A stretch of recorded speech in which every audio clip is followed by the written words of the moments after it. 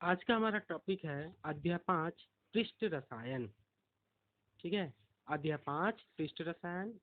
इस चैप्टर में हम पृष्ठीय सतह पर होने वाली अभिक्रियाओं का अध्ययन करेंगे। तो सबसे पहला टॉपिक है इसमें अधिशोषण, एड्जॉर्प्शन किसे कहते हैं। ठीक है, तो अधिशोषण एक पृष्ठीय घटना है। अधिशोषण एक पृष्ठीय घटना है जिसमें ठोस या द्रव की सतह पर, ठीक है, जिसमें ठोस या द्रव की सतह पर अन्य पदार्थ के अणुओं का आकर्षित होकर उसकी सतह पर बने रहने की घटना या उसके सतह से अस्थायी रूप से जुड़े रहने की क्रिया को अधिशोषण कहते हैं। ठीक है, अधिशोषण एक पृष्ठीय घटना है जिसमें ठोस या द्रव की सतह पर अन्य पदार्थों के अणु आकर्षित होते हैं तथा उसकी सतह से अस्थायी रूप से जुड़े रहते हैं, अधिशोषण कहलाता है। उदाहरण के लिए देखते हैं, माना कि यह एक ठोस पदार्थ है। ठीक है, अब क्या होगा, इसमें जल वाष्प जो गैस के रूप में रहता है, जल वाष्प इससे आकर्षित होगा। ठीक है, जल वाष्प क्या होगा, इससे आकर्षित होगा और इसकी ऊपरी सतह पर आकर वो स्थित हो जाता है। ठीक, उससे अस्थायी रूप से जुड़ जाता है, स्थायी रूप से नहीं, अस्थायी रूप से जुड़ जाता है। ठीक है, इस क्रिया को अधिशोषण कहते हैं। ठीक है, फिर से देखते हैं, ये एक ठोस पदार्थ है, इसकी सतह पर जल वाष्प के अणु आकर स्थित हो जाते हैं। ठीक है, यह प्रक्रिया अधिशोषण कहलाती है तथा जिसमें आकर पदार्थ चिपकते हैं वो अधिशोषक कहलाते हैं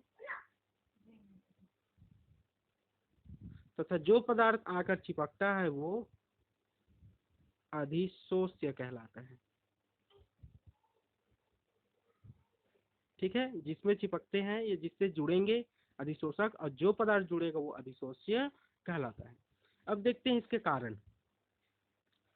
कारण ये है कि जो ठोस या द्रव का अणु रहेगा उसके अंदर के जितने भी कण रहेंगे, अणु परमाणु, उनकी संयोजकता आपस में कंप्लीट होती है, परंतु जो सतह पर स्थित होते हैं उनकी संयोजकता इनकम्प्लीट होती है। तो इस संयोजकता को कंप्लीट करने के लिए क्या करते हैं, अन्य पदार्थों के अणु के साथ वो जुड़ जाते हैं और अपनी संयोजकता कंप्लीट करके संतृप्त हो जाते हैं। ठीक है, सतह पर उपस्थित कणों जो परमाणु अणु है की संयोजकता अपूर्ण होती है, जिसे पूरा करने के लिए अन्य कणों के साथ जुड़ जाते हैं, अपनी संयोजकता को कंप्लीट कर लेते हैं।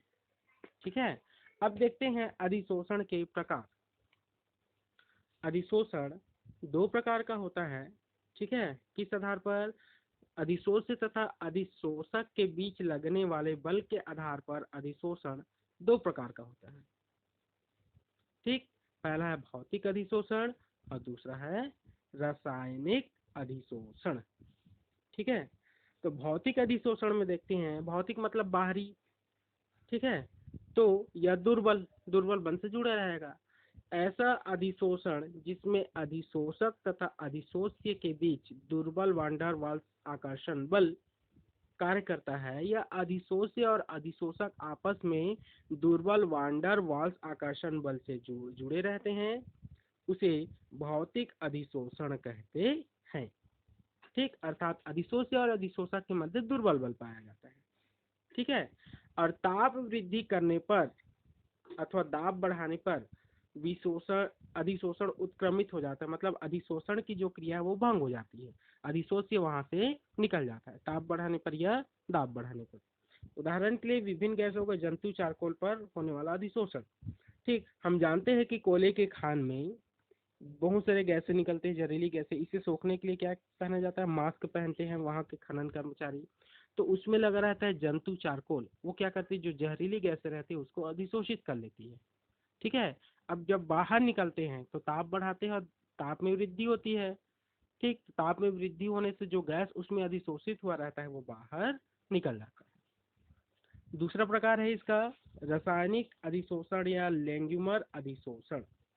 वह प्रक्रम है जिसमें अधिशोषण और अधिशोषक और अधिशोष्य के मध्य प्रबल रासायनिक बंध पाया जाता है, अर्थात अधिशोषक और अधिशोष्य रासायनिक बल से जुड़े रहते हैं।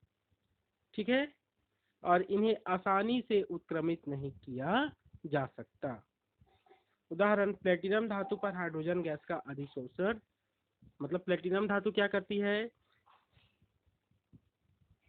हाइड्रोजन गैस को अधिशोषित करती है।